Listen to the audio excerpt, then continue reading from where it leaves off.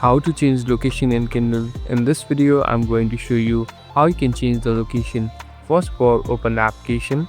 Now you can select any of the book that you want to read or select any of the book. Here I'm tapping on one, so it will take some time. Now again, simply double tap on it. Here on the right top, you can see this three dot icon.